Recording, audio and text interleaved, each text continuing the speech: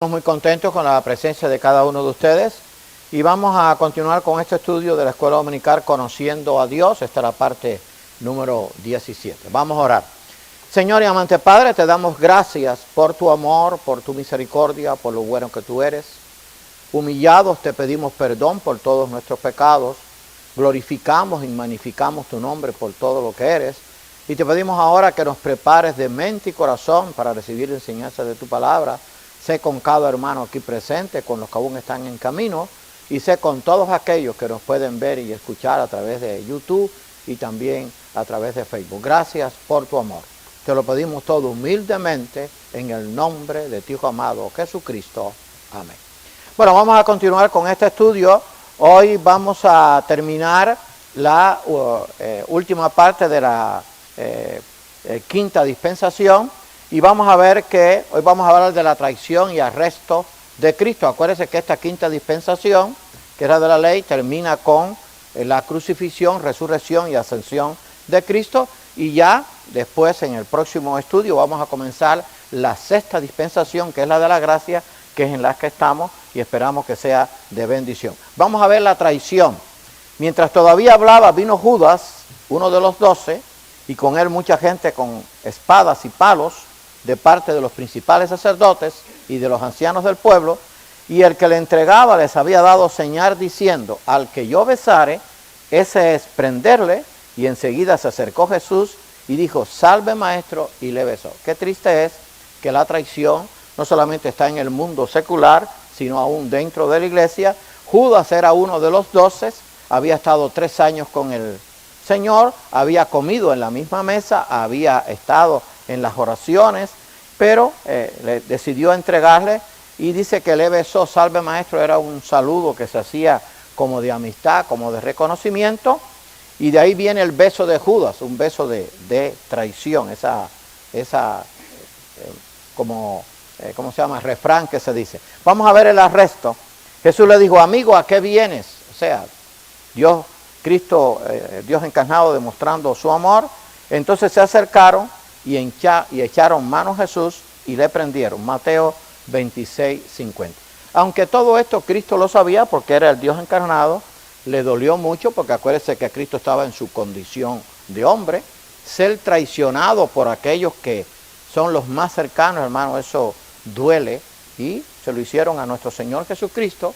Y recordemos lo que Él dijo: si en el árbol verde hacen estas cosas, ¿qué no se hará en el seco? A través de toda la historia de la iglesia, a través de toda la iglesia, toda la historia del pueblo de Israel, han habido traiciones dentro del mismo pueblo contra los líderes, contra los profetas, contra los apóstoles, contra los que han predicado el evangelio.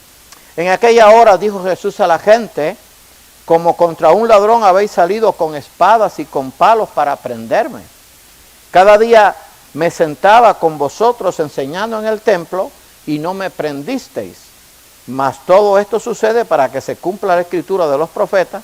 Entonces, todos los discípulos dejándole huyeron. Eso está registrado en Mateo 26, 55 y 26. Y cuando dicen todos los discípulos dejándole huyeron, ahí también estaba Juan. ¿Sabes? En ese momento sí no se quedó con nadie. Después Juan sí estuvo en la crucifixión, el único de los discípulos que estuvo allí junto a la cruz. Pero en este tiempo, en este momento lo abandonaron. Yo no sé si ustedes se lo han hecho, pero cuando los que usted confía en ellos en un momento difícil le abandonan, hermano, eso también pues causa dolor. Y eso lo sufrió Cristo en su condición humana. Todo esto sucedió así conforme había sido profetizado desde muchos cientos de años antes, pues todo estaba bien considerado en el plan de Dios para redimir al hombre, o sea, salvarlo de la condenación. O sea, Dios desde la eternidad había preparado un plan para que el hombre pudiera buscar de nuevo la reconciliación con Dios y alcanzar la vida eterna, porque Él sabía que el hombre iba a pecar, aunque por amor lo creó, igual que creó a los ángeles por amor, aunque sabía que una parte se iba a revelar. Ahora viene la crucifixión. Acuérdese cuando vea esto, que Cristo murió por ti y por mí, sufrió. El justo por los injustos, el que nunca había cometido pecado, el perfecto, el bueno, el Dios encarnado. Y ahí viene la crucifixión. Después de haber buscado testigos falsos, este fue el juicio, y celebrarle un juicio injusto, condenan a nuestro Señor Jesucristo a la muerte de cruz. Fíjense todo lo que le hicieron a Cristo. Yo no sé si a usted le pasa lo que a mí, cuando yo le veo esto, hermano, digo, gracias Señor por tu amor, porque esto lo hizo por nosotros, no tenía necesidad de eso. Le levantaron testigos falsos, le celebraron un juicio injusto y lo condenaron a muerte, ¿verdad? ¿Cuántas veces nos acusan injustamente? ¿Cuánta gente injustamente han sido muertos y han tenido que sufrir la condena? Bueno, el Hijo de Dios, el Santo, el propio Dios sufrió todo esto por amor a nosotros. Y cuando llegaron a un lugar llamado Gólgota, que significa lugar de la calavera, le dieron a beber vinagre mezclado con hiel, pero después de haberlo probado no quiso beberlo. Cuando lo hubieron crucificado, repartieron entre sí sus vestidos, echando suerte. Vamos a ver después la otra parte. Ahora, Gólgota es la parte que se escribe en hebreo. Calavera está en el latín, viene de Calvaria, pero se refiere al mismo lugar. Dice que le dieron a beber vinagre mezclado con hiel. Ahora, algunos quizás no recordamos o no se recuerda que por qué no quiso probarlo, porque cuando se daba el vinagre mezclado con hiel era para aliviar el dolor, es como un anestésico, y él lo rechazó porque él tenía que sufrir por el pecado de acuerdo al plan de Dios, por amor, para demostrar el amor y la misericordia de Dios. Pero dice que le crucificaron y echando suerte sobre sus vestiduras, se cumplió la profecía: partieron entre sí mis vestidos y sobre mi ropa echaron suerte, y sentados guardaban allí y pusieron sobre su cabeza su causa escrita: este es el Rey de los judíos. Mateo 27, 33 y 37. Todas las profecías en cuanto al nacimiento, la venida del Mesías, su sufrimiento, están bien detalladas en el Antiguo Testamento. Dice que los soldados cogieron el vestido, que era de una sola pieza, eso valía mucho en ese tiempo, y echando suerte se las repartieron, pero eso estaba escrito, y entonces pusieron sobre su cabeza la causa escrita: este es el Rey de los judíos. Algunos de los fariseos protestaron, y en esto Pilato sí mantuvo su palabra: lo que es escrito, escrito está. O sea, no se retractó, él dejó ese título: este es el Rey de los judíos, porque sabían que él lo había anunciado y que por esa causa le habían entregado. Y hermano, aquí viene esta paradoja: el pueblo judío crucificando a su propio rey. Claro, ellos no lo reconocían como el Mesías, pero hasta el día de hoy ha tenido que pasar las consecuencias de haber desobedecido a Dios, y por eso cada vez que el pueblo de Dios, en este caso Israel, se ha revelado que Dios lo ha disciplinado, pero sigue siendo su pueblo y todavía lo va a guardar y lo va a seguir guardando, porque al final un remanente fiel pues va a aceptar el Mesías. Pero qué triste, ¿verdad? El pueblo judío crucificando a su propio rey. Y ahora viene allí su muerte.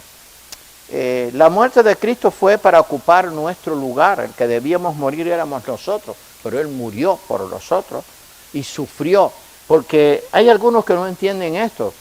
Cristo no dejó de ser Dios, pero fue verdadero hombre en todo sentido. Sintió hambre, sintió sed, sintió dolor, sintió angustia. Fue tentado por el diablo, aunque sin pecado. Nunca hizo pecado, pero sufrió la tentación de Satanás, y no por un momento. Lo sufrió durante 40 días. Ahí está relatado en Mateo 4 y en Lucas 4. Pero también dice que el diablo le había dejado por un tiempo y volvió a tentarle. Y eso nos enseña que el diablo no se va a cansar de tentar a los hijos de Dios, y sobre todo a los líderes y a cada creyente. Y por eso tristemente algunos caen, pero hay que orar para que podamos resistir y seguir adelante. Pero su muerte fue para darnos vida eterna a nosotros. Después de esto, sabiendo Jesús que ya todo estaba consumado, dijo, para que la escritura se cumpliese: tengo sed. Y estaba allí una vasija llena de vinagre.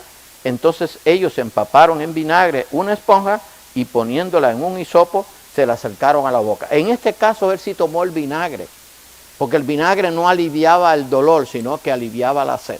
Y él como hombre lo necesitaba, y le dieron por misericordia un poco de vinagre, y entonces se la acercaron a la boca. Y fíjense lo que dice: cuando Jesús hubo tomado el vinagre, en este caso sí lo tomó, en el anterior no, dijo: consumado es, y habiendo inclinado la cabeza entregó el espíritu.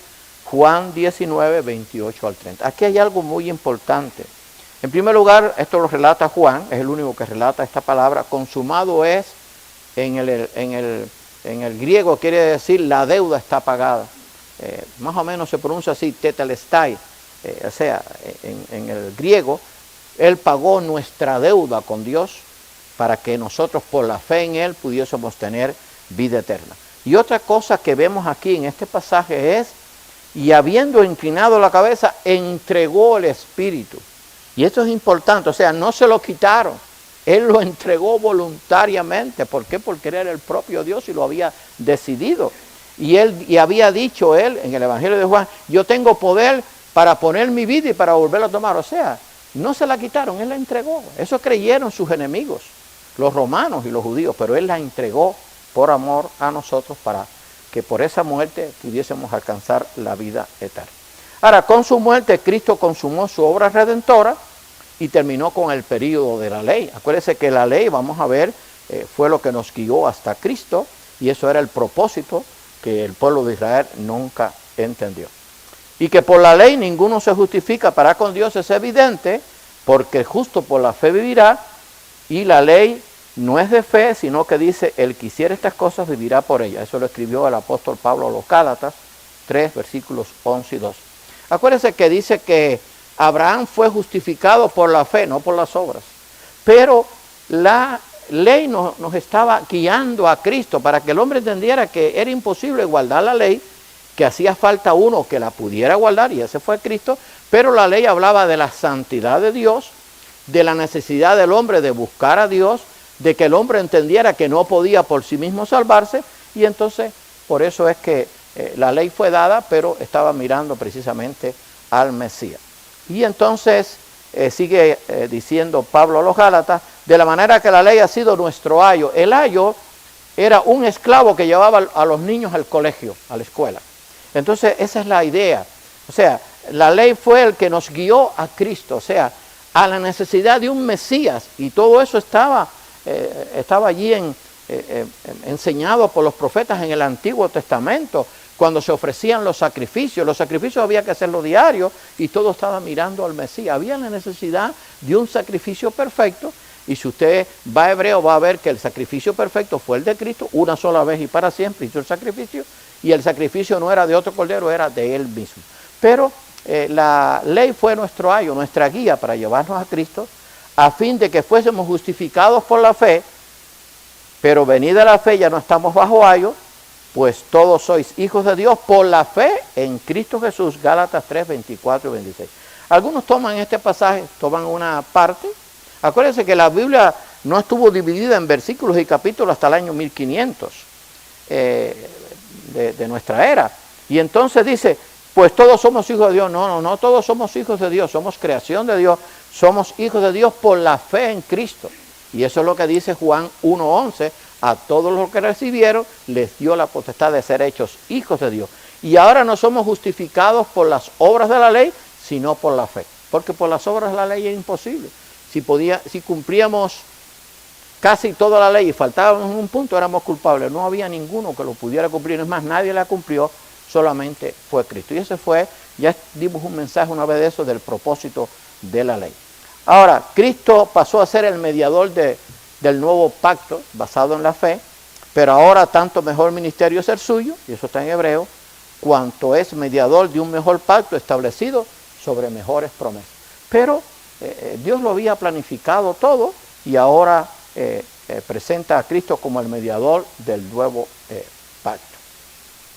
Al decir nuevo pacto, ha dado por viejo al primero, da por viejo y se envejece, está próximo a desaparecer. Hebreos 8:13. O sea, el libro de Hebreos, aunque es un poco difícil, déjame ver si llegamos allí, Dios mediante, con el estudio del Nuevo Testamento, es difícil, pero nos revela la obra redentora del Mesías y de lo que se había prometido en el Antiguo Testamento, y de todo el significado de los sacrificios, de la vestimenta de los sacerdotes y de todo lo que se hacía. Y vamos a ver la resurrección, ¿verdad? La victoria de Cristo sobre la muerte. Vamos a ver tres puntos. Los ángeles en primer lugar dieron la noticia. Dice, no está aquí, cuando vinieron las mujeres bien temprano en la mañana del domingo. No está aquí, sino que ha resucitado. Acordaos de lo que os habló cuando aún estaba en Galilea, diciendo, es necesario que el Hijo del Hombre sea entregado en manos de hombres, pecadores, que eran injustos, y que sea crucificado y resucita el tercer día. Él lo había anunciado. Los discípulos no entendieron esto muy bien hasta que no resucitó. Es más, al principio algunos no creían que había resucitado. Pero los primeros que dieron la noticia fueron los ángeles. Ahora, después dice que las mujeres, ellas se acordaron de sus palabras, cuando el ángel le dio las noticias, y volviendo del sepulcro dieron nuevas de todas estas cosas a los 11 y a todos los demás. Lucas 24, 6 a 9.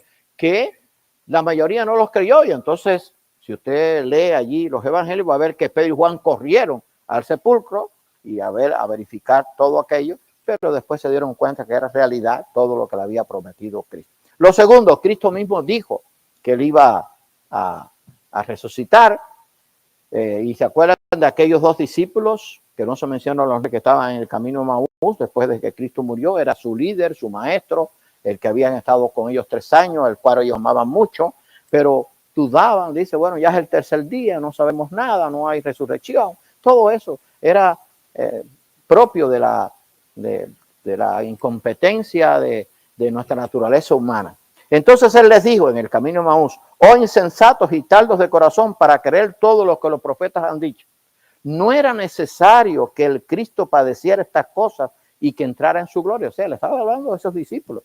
Y comenzando desde Moisés, fíjense, para que entiendan por qué el Antiguo Testamento es tan importante, y siguiendo por todos los profetas, todo eso que están en todo el Antiguo Testamento, les declaraba en todas las escrituras lo que de él decían. Lucas 24, 25, 27. Y entonces fue que ellos entendieron, llegaron a comprender que era verdad que Cristo tenía que morir para cumplir con la ley y también para pagar por nuestro pecado. Ahora, lo tercero, se les apareció por 40 días para que estuvieran bien seguros que su resurrección era real. Allí comienza antes, pero eso es lo que queremos allí poner. A quienes también después de haber padecido se presentó vivo con muchas pruebas indubitables, apareciéndoseles durante 40 días y hablándoles acerca del reino de Dios. Hechos 1, versículo 3. Acuérdense que el libro de los Hechos y el Evangelio de Lucas fue escrito por el mismo Lucas, que era médico e historiador, así que se apareció por 40 días con muchas pruebas indubitables, o sea, habló con ellos, caminó con ellos, comió con ellos, durmió con ellos, estuvo con ellos, pero no por un día, no por unas horas, no por una semana, por 40 días. Y por eso los discípulos después dieron su vida diciendo de que Cristo había resucitado. Así como Cristo resucitó, todos aquellos que han creído en él y le han aceptado como Salvador y Señor, también un día resucitarán. Porque la resurrección de Cristo fue una victoria, pero la resurrección de Cristo va más allá. Garantiza nuestra resurrección. Y esa es la esperanza que tenemos todos los que hemos creído en Cristo. Y el apóstol Pablo fue el que más habló de esto, porque acuérdense que estuvo en el tercer cielo, estuvo el encuentro con Cristo y Dios les reveló muchas cosas. Mas ahora Cristo ha resucitado de los muertos. Primicia quiere decir el primero de los que durmieron es hecho. Porque por cuanto la muerte entró por un hombre, se fue Adán, también por un hombre la resurrección de los muertos. Porque así como en Adán todos mueren, también en Cristo todos serán vivificados. Así, cuando vemos que la persona muere, todas las personas van a morir, con excepción de Enoch y Elías, que no vieron muerte. Algunos creen que van a ser los dos testigos, van a ser muertos en el tiempo de la gran tribulación. Pero el pecado de Adán, que se traspasó, produce muerte. Todos van a morir por el pecado de Adán. Pero así también todos tienen la oportunidad de conocer a Cristo y obtener vida eterna, aunque la mayoría tristemente no lo van a hacer. Y cuando dice que primicia de los que durmieron es hecho, es que Cristo fue el primero que resucitó para no morir más, con un cuerpo inmortal, glorificado, incorruptible.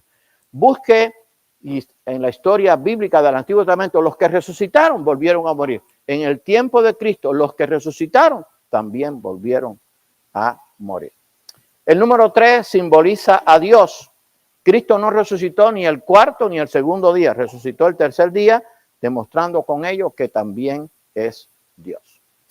Número 40, prueba en grado alto. Acuérdense cuando dimos el símbolo, el significado de los números, los 40 días en que se presentó vivo, Cristo después de haber resucitado, es una gran prueba del poder de Dios sobre la muerte. La muerte no puede contra Dios, Dios es la vida, es el creador de la vida y por lo tanto la muerte no tiene ningún poder. Vamos a ver la ascensión. Y estando ellos con los ojos puestos en el cielo, ¿cuántos eran? Léase la escritura, eran más de 500. Eso lo relata el apóstol Pablo en 1 Corintios 15. Léaselo después en su casa. Entre tanto que él se iba, que iba ascendiendo en las nubes, y aquí se pusieron junto a ellos 2 varones con vestiduras blancas, los cuales también le dijeron. Estos 2 varones con vestiduras blancas no eran otros que ángeles, ¿verdad? Y dijeron, varones galileos, ¿por qué estáis mirando al cielo? Este mismo Jesús que ha sido tomado de vosotros al cielo, así vendrá. Ahí se anuncia la segunda venida, que se anuncia muchas veces, como le habéis visto ir al cielo. Hechos 1, 10 y 11. Así como Cristo ascendió en las nubes, vendrá en las nubes, ¿verdad? Y así lo verán todos los redimidos. Será una victoria y una bendición para los creyentes, pero será una eterna condenación y una maldición para los que han rechazado a Dios. Así que este mismo Jesús que ha sido tomado de vosotros al cielo, así vendrá como lo habéis visto ir al cielo. Jesús se encuentra ahora sentado a la diestra de Dios. Así lo revela la Escritura, desde donde un día vendrá otra vez a la tierra. O sea, la segunda venida se anuncia muchas veces en la Biblia por el propio Cristo, por los ángeles y también por la iglesia primitiva. ¿Estás preparado? Esta dispensación o periodo de la ley terminó con el juicio del pecado en la cruz del Calvario. Libros considerados del Nuevo Testamento hasta aquí, Mateo, Marcos, Lucas y Juan, y llegamos hasta Hechos 1, 1 al 2. Qué bueno, hermano, que podemos tener esto. Ya ahora el próximo domingo, Dios mediante, vamos a comenzar la 6ª dispensación, es la que estamos. Comienza con el derramamiento del Espíritu Santo en el día de Pentecostés y termina con la segunda venida de Cristo. Vamos a orar. Señor y amante Padre, te damos gracias por tu amor, por tu misericordia, porque desde la eternidad preparaste un plan, porque tú sabías todo lo que iba a ocurrir, y preparaste un plan de redención para el hombre a través de tu Hijo Cristo, el cual, sin dejar de ser Dios, se hizo verdadero hombre y sufrió por nosotros los dolores, las traiciones, las vejaciones, los insultos, y pagó el precio por nuestro pecado y cumplió la ley a favor nuestro. Gracias porque tenemos una seguridad de vida eterna y gracias porque la resurrección de Cristo garantiza la resurrección de todos aquellos que hemos creído en Jesucristo. Gracias, Señor, porque la victoria no es que se va a efectuar, ya está ganada y está asegurada, y un día estaremos en tu reino eterno por la eternidad con un cuerpo inmortal, incorruptible y glorificado para disfrutarlo por los siglos de los siglos. Bendice este ministerio, bendice a cada hermano presente, sé con aquellos que van a venir para el servicio de adoración y permite que sea para honra y gloria de tu nombre. Gracias por todo. En el nombre de Cristo. Amén. Bien, que Dios nos bendiga. Vamos a tener ahora un tiempito y después pasamos al servicio de adoración.